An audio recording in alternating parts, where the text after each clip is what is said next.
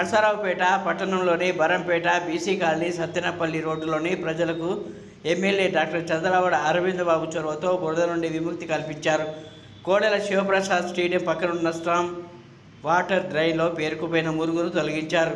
చెత్త చెదారంతో నిండిన కాలువపై MLA doctor Chandravada Arvind బాబు special focus పెట్టి పనులు చేయించారు.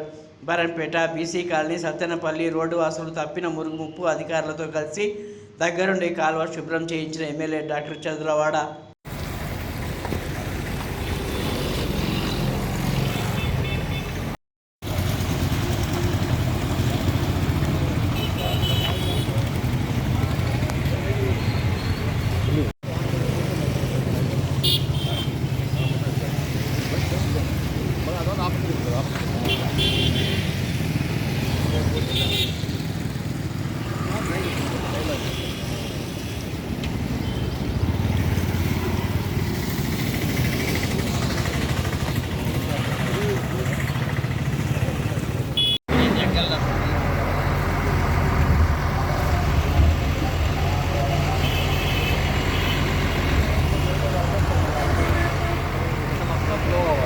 హై లెవెల్ కడితే న్యాచురల్